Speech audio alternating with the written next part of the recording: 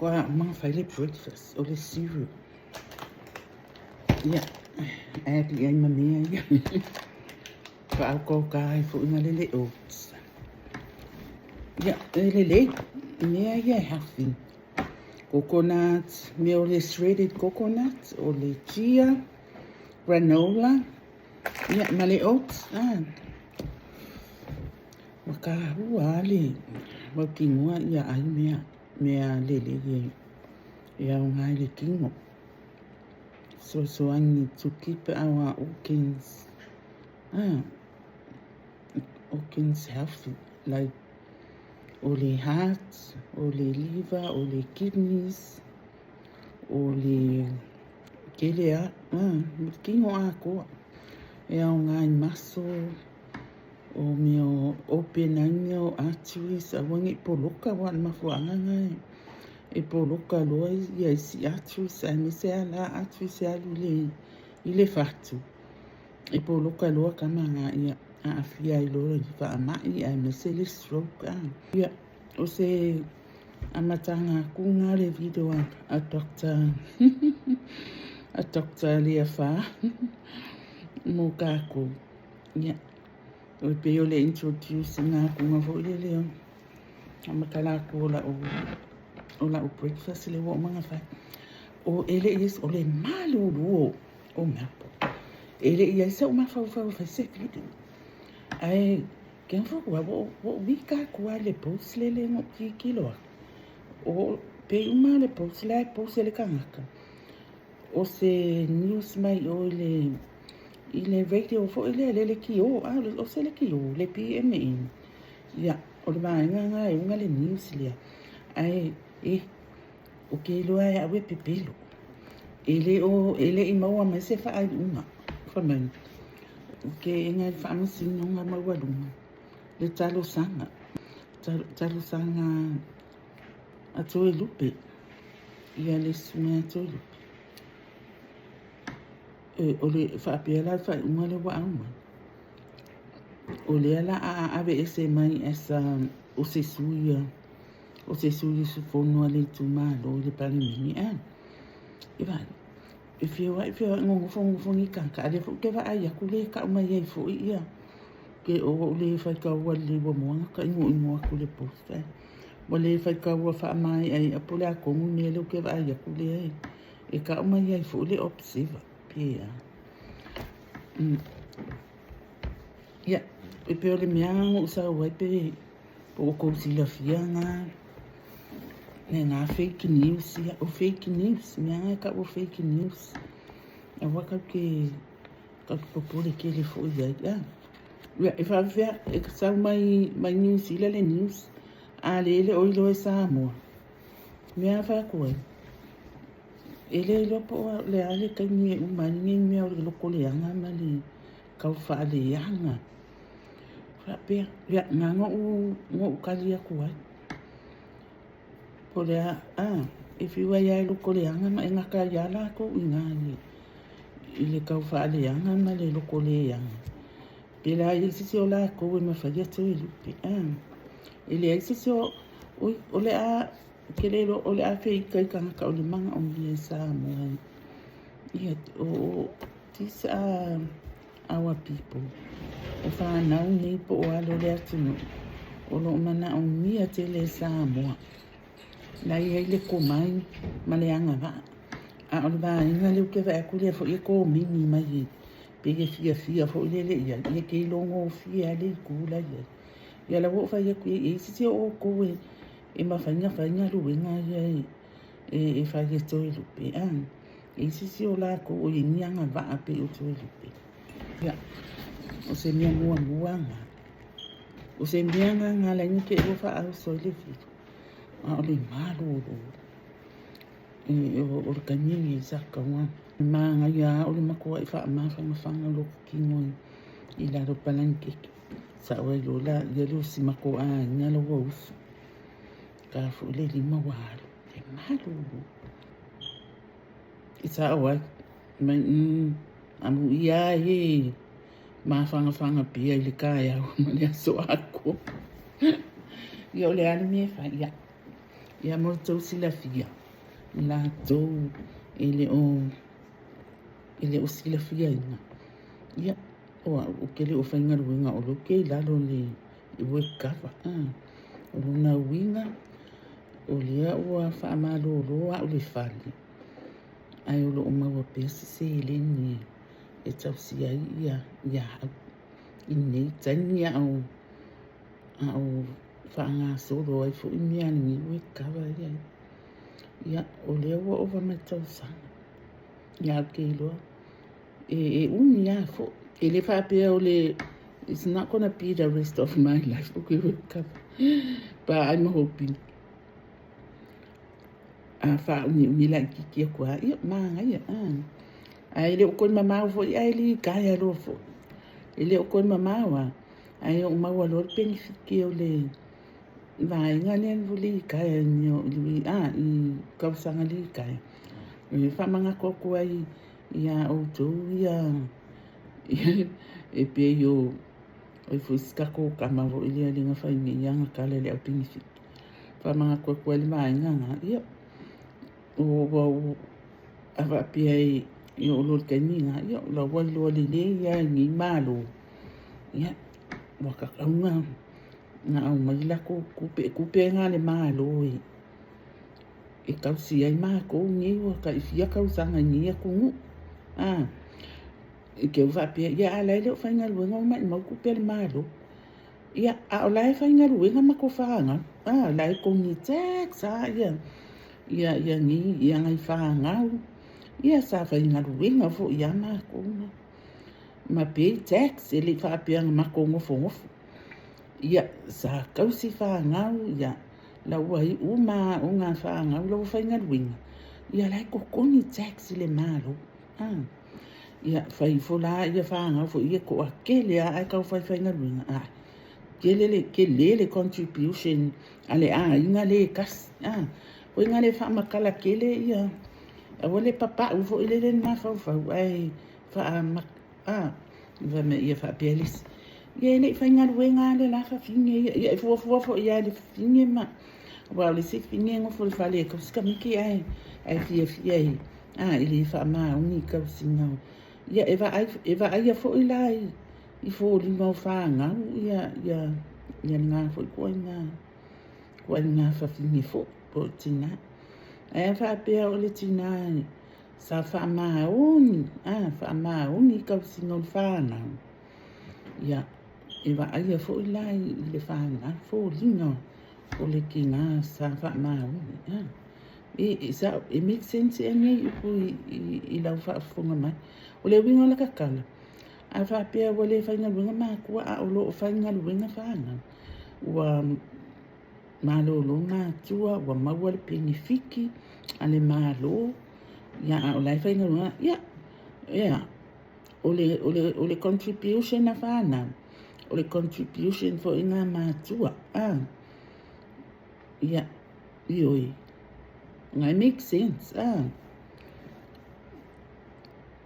ya mo o ko ya wai le ai fe lo anga kan ko ke vai ku le kalau mai penifiki ai le lo a ko lai fa ngal wenga le lo peke ke le penifiki ale au penifiki lo lau mia ai mo wai lau ngal wenga o mia ka wa sa le contribution i to tono le atunu to tono le community ia ka ko fo we need to get involved i to tono community po ia la community ke fia tiona alu ai me se ala ka ko ni le ma ko le ko fa ngal winga ia fa ngale kan e fa yese voluntary work e kele mau me to keep you active ia ele mo lo fo se fo ma lo inga ile tino ma le ma fa pe fa ngai ku la pe lua fo e fa ngai te fa ngai winga pe se voluntary work ko o fale a onga ia fo anga fo e lai ke lo nga umi ai da ia ka ko ia o ke le lo pala no ke o ia le simia ia vaenga ngai le o interest mai ia wa ia fasua pa o la fo ia ngai kamakuku ai interest ya va ia tatou fo ia le va ia na tangata matua ona tangata matua ke lo fo ia fia whaarungurungu mai i ngai fo i whaasua fo ia floi whaanalolo ai fo i leo le polo kiki le sikaini ia wau whaasua flo ele uni whaasua e alu aku ai asa uma ia alu flo ia pe kasi alva ia so ia o leo fe o lolo asima ia so ngai vai ia so en ki aku the last 2 weeks nga mawhaina whai aku nga ia u videos ia mawhai aku nga ia u post ile like 4-3 times a week ia ngala wa mahi a lela wa vai aku o le moa o ke post o le moa fo subscribe ia uma wo o ia o le si news manga ia a kongoe ia ikanye o ke whangoa fo ile wa kau maua fo ka ko me fo ile le pe kau whaapiko whailonga ngaka o le o ki kilo aku ka lo fasike ni o hei langi kurupu hei langi le sa misa moa ka ko le anga ngai tua tu mai moana po vano moana ia le o ke va ia ko le wa post mai pe yang fa ipo si kengi ya sina fu tau sala o si tatu atu no ile weekend lai fa ipo o le mea ke fa afrika ia i si a fu tin po fe ale mea nga fe ko so ina solo ai longa o langa i mea la ia pe nga misa moa ia nga so ile male mis globo ia sa mana ia vo ilanga ia tu lai mai ai pe nga uma kwale misa moa asike nge mape ia nga invisible kwa ia masi kenge ia wakale o kore kilo akua i so nga ka i se mea fo ilele i lungo le TV a kako po ongi advertise fo nga lea wa penga nga uma ia e wakui ai sele ya na matua i manga ia fo ilonga ia tu lai mai o le ala ke kilo aku le wa post mai sa fa ipo i Rome i le tempo ale kale si ale ai suke viso le apa ia waso ngata ia la sa fa ipo ia wa pe a fa ipo na ia you are married for a time and eternity ia on mianga ka ke admire ya fo ia si tamaita i la le fo yo sa moa sa avea fo ima ma ia mami sa moa pe o fea nga ia le longa o langa nga wo malanga langa mission ma sa du si tene fa fe altana ia ale ala va kilo kula ya longa ngau o langa commitment ia fa ipo la ve tono le mal wa fai fo si le va ka kele ko va anga si kenni si tama ta de tau sala le o ia langa isi meanga o le lo pe fa ya ko le video le pe fa ke a ko lo pe si le la pe fa ke a ko il video le kwa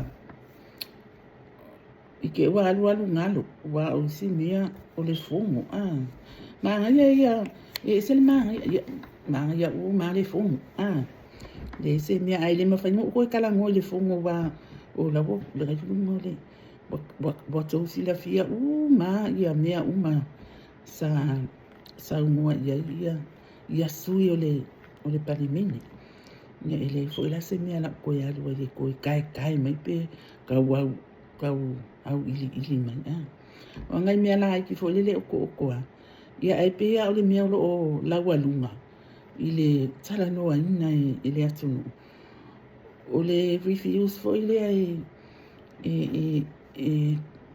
fia me o le whai o sanga test ma whesilingi ai ia le tūla fono ma o le whai ngofi e o le kari ke le ropenga ma whau ia le awhiunga i le sau whaapiko ai le i whai le whesili o le fufunga whetala ke le ropenga ma whau mua o le whai ngofi o le kari o le kula fongo o drugs ma maua oe ia ua molia ia pe ave oe loka o le ale kulanga ia e langa kasia ma ia le mamalu o le atunu i le kula fongo ngai kasi e po o le mangaku e se kula fongo mo kako mo le lau kile e se kula fongo whapikoa mo pele ai o le ala var kula fongo i mea ia kau drugs o lo o iai o le ngā e o mai lava koe i ofa koe i oka ofa ka kere rufa wasinga o leaders e kaunga lead by examples ia po le alo ka le manga ai aka i roa o se mea e ka kaunga whai a wā le puipuia e le lei mo tangata umale atunu ele se mea it's not a big deal o whai pe ainga whai ia ka kuku i le koviki ele se singa nga kanga ia lai whalungu kai ia o mawhawhale makofo Yesu Yesu ke viso tato whaola ele i manga o nianga pa koe papakiso ina Yesu linga papakiso Yesu e Ioane ia ele i manga o nianga papakiso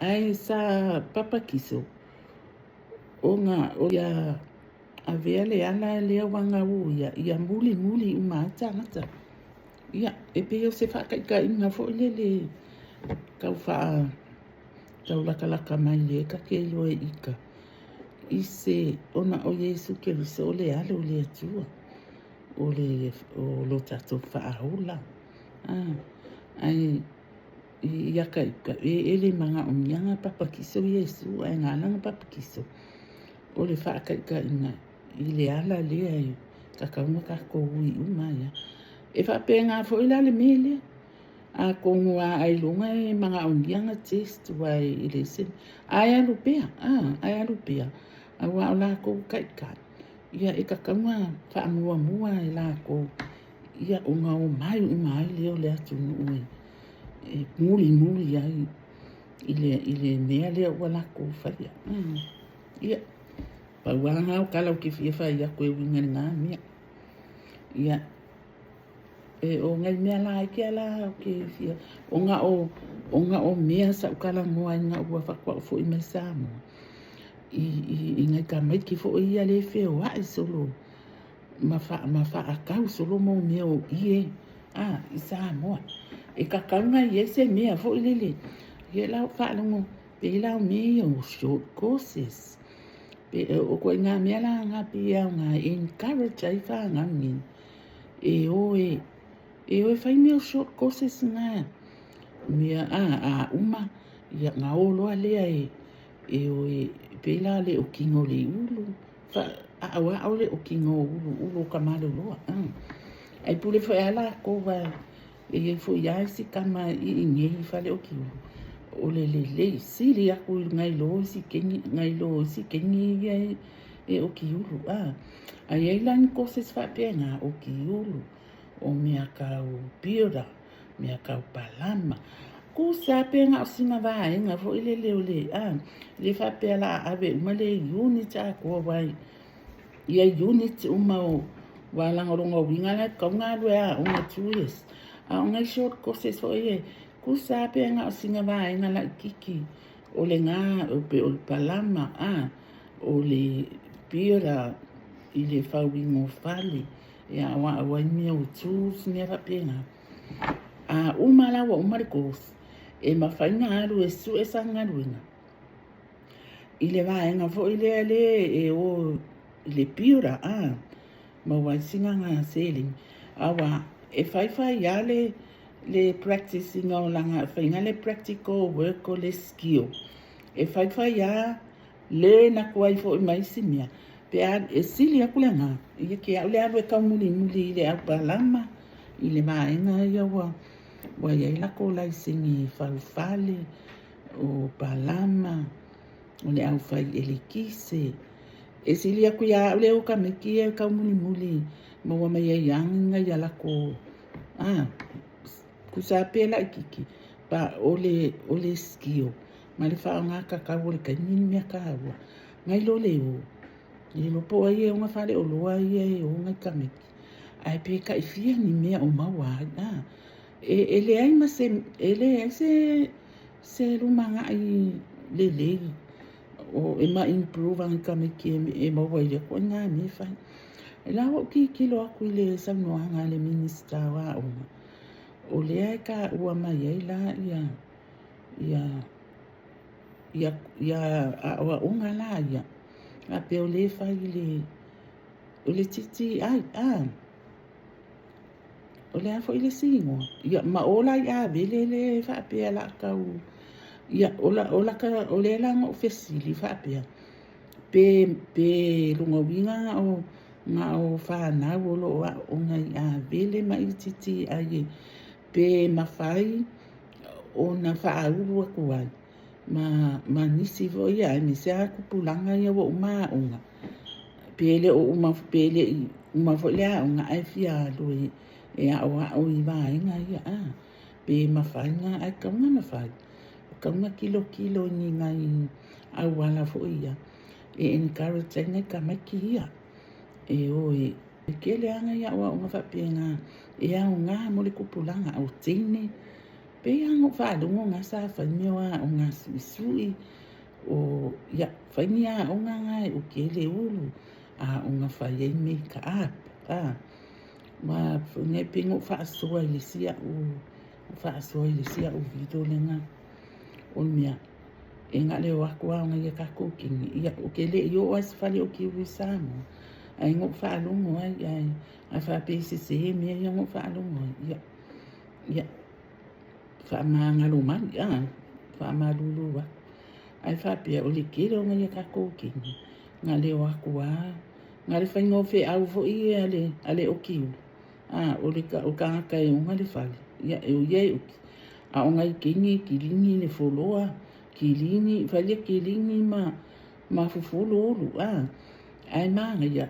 Pe a popoko fo i ngai ka kōkingi e oki. E oki le urua. Ngā alua lua lea. Ia. Whakupke le ngāle komai ia. Whailua sianga ia. Usa pe whaile whale ai o ia kengi le whale o ki ai. I kau mō fie le kau ingi ia o mō home business. Usa e whai ai kongoronga ia whale. Ai man kua whoila. E le kakau fo i ananga kura fo ai whaile e wai. E kawanga iai le... E kawanga lai singe fo i kusa pe lai ki ke ankuala a whaile home business. E lai ki ase me kokonu. Ia, nga whaia ia leo lau pisinisi. Ia, wong pisinisi fo ia whai mo meo kingi lima. Kele le mau makaka ese. O na o mai lea i le. O lese, o kelo o la un. Maka upumuli a lea. Ai o kele i o iai. Ia. O ulangonga ia amai pea ia la ua ia. Amai pea la ua langona. A tonu ele o acquiesces. Ia. Alai e acquiesces. Ia me pege make sense. Wa o ke kau whai kike a wile o ke manga o upset yeses. Ia ai mai sea. O sia kako whai ngā mālo. O kele, o langa ole mea le lau kalangwa. It's nothing to do with them. O kelo, ole designinga. Ole designa. Nale ka unga vainga. O la ko ngā leanga designinga le whale le lau kalangwa iai. O la ko konguanga. Le ai pa u iai le mea le o ke kalangwa kwai. Ia. O lo ke la ukalangoa le ka ko makeki fo le savalalo ia i lau wa kilo i fafo makangofie ia mea uma o le si oi ia a kongo i le kaiminga o le fu'a ma ape o aso fo ia la wale ni dai okay pa o la kilo e maha o nia ni sika paka i fafo ia e maha ia fo ia ka mo fa e kokongi la au fo e ka mau ai se pa o lo i fafo man i o le piko le kule le sami le fa solo ngai o mea na ku ai pas makangofi e yengi kaunga yengi ngai mea fo e ka u fa pa o lo ai le wa a o na mo kingi la ola ke fiu ke savali mai e kuli mai le ia pe ia se singa fale vo ipe se fale fa akali taxi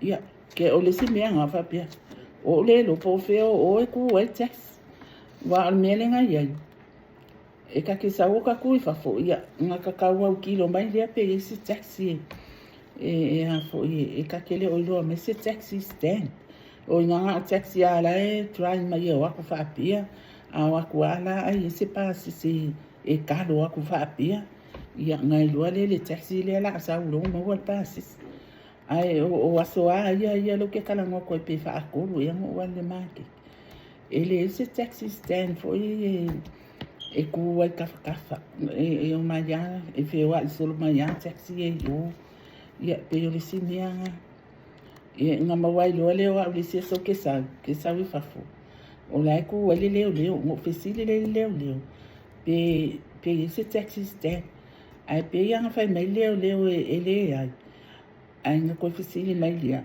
e ke manga se taxi fa ku I fa mo mo ele umia ai al wani lo le taxi fa mai lo ai sile le o nga le taxi le wa lo ai mama ai ku lo ka amiro mai le taxi le pe e adu fa mai le yuti nga sa lo ale nga I luma kongu ile mele ile luma kongu le skepu le de I piko I kua fa sanga o sami ia o ngala le nga sa ma di ale taxi sa lo ku inga ia o mo ya ku lo ma o ka pipa o la ko ka kala taxi o fa ku oh thank you le so ia o la ila ka la fa ke lo o ke ka sa fa ia ku ila lo ai sa va vali ya ku ia le siko ko ma kali fa mi mo le ma ko taxi nga fa ku oi sa ia o ko o so wa akale ave taxi ia ma ko kali uma ia aka mai male le kilo mai le male fe ia o ko sa le umia la ia mela le umia ai ko ya lui fo le si taxi kalo lo le sa lo ia ngala o le taxi ala nga ia o taxi a flo ia o pe mea taxi e manga mi si taxi stand I luma ina ia o sa o la o lunga mua le maki ma ia o excited o ma sa vale le o kusanga ko kongo ki kilo lo o kalma o ke le maki ke lo le maki nga sa wa ki pe ia o le fausanga le maki e fo nga fa le lua e ke lo manya I fa fo pe ki kilo man fa pe o e fo nga fa le lua ai ke lo sa vale le kongo o le ke le kusa a fika I wa mai wa ko le la ba ni mo I lunga e kaunga fa nga o mai ia lunga ia a ko no se mia kilo ia ai ele fa mo fi fo ia ala wo ke ala mo ni kai o le sila mea nga o kilo au ia o le mea mua nga kau ia la va ai ele ia so expectation o ke va ai kongi o en ke wa kau ia la va ai ko o le ku langa le ku ai o straight away ya lo ainga pe wa ave ese ele mea le nga le vibe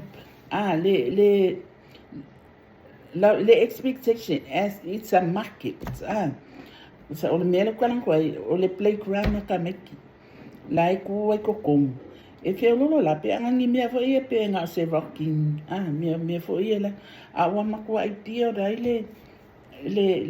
le playground o nga fa apia e a fo e cross ave ese le se fa ia kwaro ka fia pouco fa mulmu fa que se yo ka fia pouco ka sia fo ave ese le la playground ma o ke lo o le area la wa waste kusa o ke le lo pe yengi ma ke e ko kongi playground a fa ia ele ku I ko kongu o le miro po le center I ko kongu e supi on a site pe fa pe ia o le fo ke mana malama le ia le nganga la nya ma fa ia na fa winga ma ke ku wa kongu le playground I understand but ai anu le makiki e ke le anu e ave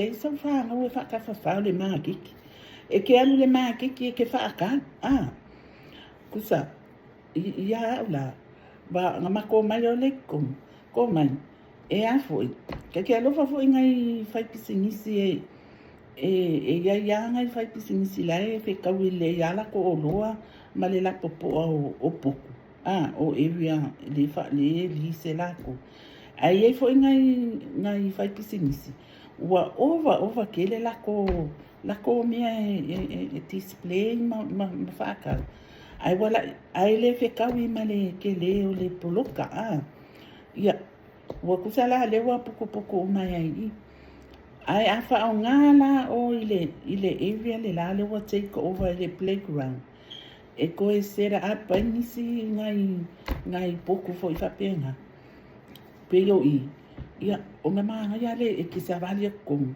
e ke fio le inga le vai po o le market o le si fo ina le si mea ngo ma fa ma ia ko nga manga ia ai display inga ia mea fo mea fa sa moa fa yengi ngai ngai fa do ia okay loa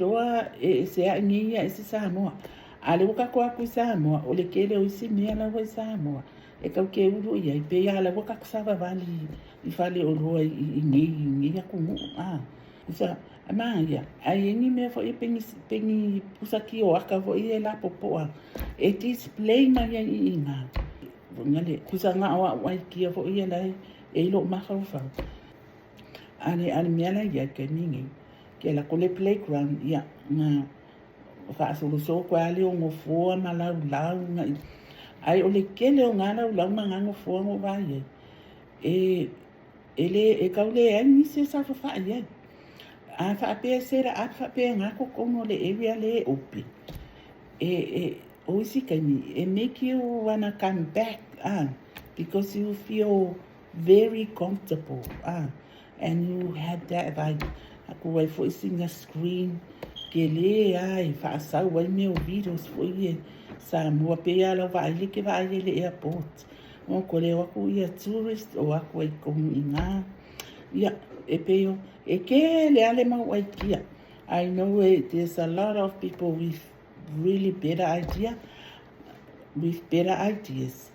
ai wa ia ave esele playground ave esele playground ele manga o mia se playground ni o that's a market should stay as a market ia e pe yo ia o sia una ia ma fa na vai ia o le ave ese o le playground e komu o ai se ra ap fa le display ni mea ka ia fa ka komu yeah, what's wrong if I po ele po mai sa me ave display o ia nga ba kulole fa pela o le si shop wa ke le lo polale ngo pe ka o le shop pe ka o le block ia a mai sa item mai sa item e ave display o ia fa so ia e lo le ia ka ia pe kusi ele le ngo mela nga ia langa item ai e langi ngai box ngā ki o aka fo lele. Ia ngā display maa ngai ama e ale. O ia ngā whaasolo solo leile whaakuku lele i o. Ia whakule a loa o kule kasi o ula.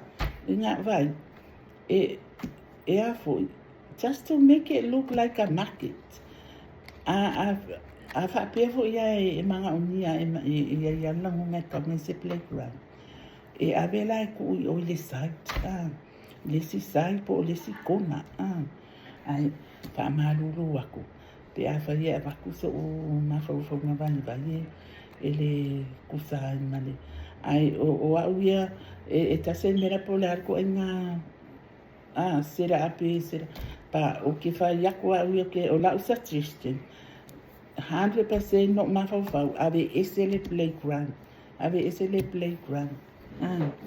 Ele o se nufoanga e ongo ave ka me ke wha ka whawhawa. O la awa iei playground na ka me ki wha. Ma for health and safety. Wo le kilo leila i lalo le wholoa po o amiana iei. Po iei ni momi po i mea whapenga. Pa ele a whapea ele ia. Ia, ele safe wai pa u ka mai kiki. Kupo e whaala de la. Isi leo ke aro ki loa wa ave isi leo playground. Ia o se whaasona ngā ni kai au maruru. O le afo isi languna wa pa o papa. Ia po le kapukamari i lau whaasona mai. Ia paula wau mafo i o le a whaarua wa o mai lingi yasu. Ia ai mangui a lava le alo atu le amatanga o niwa yasu. I o kako le yasu ngafua. Ia whaamangui ama whaamawhanawhana le kako ue i ngei o skari e me se ame le pomini wa i maruru. Ia whaamawhanawhana le leile tino o stama po o tina. Ia kako umalava ia wani i maisis. Ia ai manuia lava whaatai lava mai mua mai. Ia manuia so whasefua.